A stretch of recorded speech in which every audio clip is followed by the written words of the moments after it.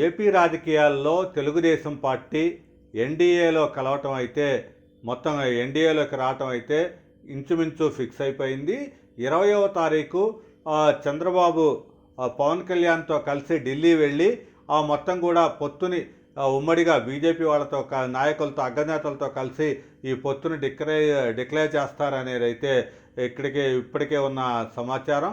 అయితే దీంట్లో ఎవరికి బీజేపీ ఎన్ని సీట్లు కోరుతోంది, ఏ సీట్లు కోరుతోంది అనే దాని విషయానికి వస్తే మొత్తం 15 ఎమ్మెల్యే సీట్లతో పాటు 7 ఎంపీ స్థానాలను కూడా బీజేపీ కోరుతున్నట్లు తెలుస్తోంది. దాంట్లో చూసినట్టయితే Araku, Paderu, Visakha north, P Gannavaram, Rajahmundry urban, Tadepalligudem, Kaikaluru, తర్వాత తంబళ్లపల్లి, మదనపల్లి, తిరుపతి, ధర్మవరం, జమ్మలమడుగు ఈ స్థానాలను అయితే బీజేపీ సీట్లని ఆశిస్తోంది. ఇక్కడి నుంచి కూడా బీజేపీ అభ్యర్థుల్ని నిలబెట్టాలని ఇప్పటికే వాళ్ళు అంటే 2 రోజుల పాటు జరిగే ఢిల్లీలో జరిగే బీజేపీ జాతీయ కార్యవర్గ సమావేశాల్లో ఈ ఆంధ్రప్రదేశ్లో పొత్తుల విషయాన్ని కూడా ఇప్పటికే ఖరారు చేస్తారు. దాంట్లోనే BJP state leaders, AP state leaders ఎవరైతే ఉన్నారో వాళ్ళంతా కూడా ఇలాంటి లిస్టుని తయారు చేసి ఇప్పటికే కూడా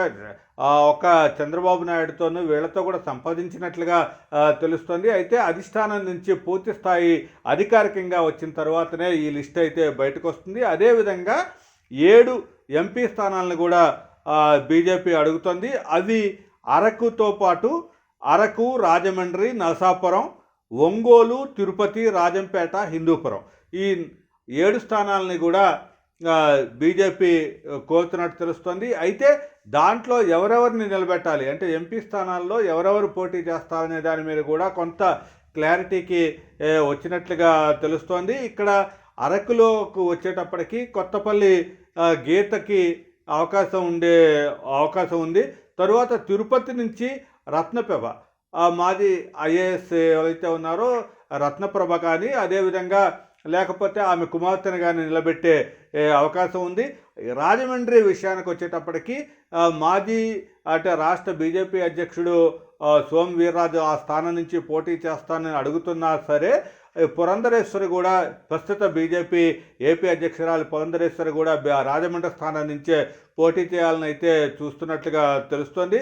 ఇంకోటి రాజంపేట, ఇంతకుముందు పురంధరేశ్వరి పోటీ చేసిన స్థానం. అయితే రాజంపేట నుంచి మాజీ ముఖ్యమంత్రి కిరణ్ కుమార్ రెడ్డికి పోటీ చేసే అవకాశం ఉన్నట్లుగా తెలుస్తోంది. అదేవిధంగా హిందూపురం నుంచి బీజేపీ జాతీయ కార్యదర్శి సత్యకుమార్ పోటీ చేసే అవకాశం ఉంది.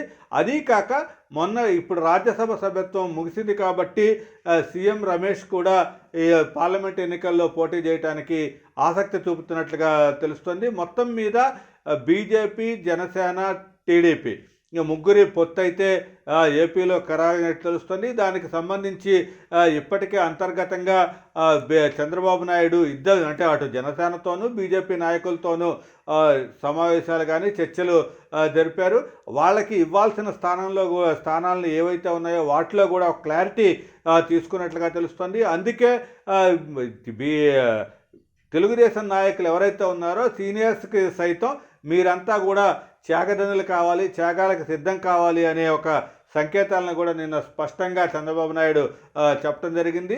ఏదేమైనా సరే వైసీపీని ఓడించడానికి ఉమ్మడిగా వెళ్ళటమే శ్రేయస్కరం అనేది చంద్రబాబు నాయుడు నిశ్చయానికి వచ్చారు. ఇంతకుముందు ప్రధాని మోడీని కానీ మిగతా వాళ్ళని ఎంత తిట్టినా లేకపోతే ఇదంతా కూడా అయినా సరే ఒక ప్రత్యేక హోదా విషయంలోనే నేను బీజేపీని వ్యతిరేకించాను కాబట్టే మళ్ళీ అది వైసీపీ కూడా సాధించలేకపోయింది, అందువల్ల బీజేపీతో కలవటంలో తప్పు లేదు అనే సంకేతాలను అయితే చంద్రబాబు ఇవ్వటం జరిగింది. ఏదైనా సరే చంద్రబాబు నాయుడు తీసుకున్న నిర్ణయం మేరకు అంటే ఒక అడుగు ముందుకేశాడు కాబట్టి ఇక్కడ బీజేపీ కూడా తనకి రావాల్సిన సీట్లని తరువాత అభ్యర్థులను కూడా ఇప్పటికే కూడా సిద్ధం చేసుకున్నట్లయితే తెలుస్తోంది.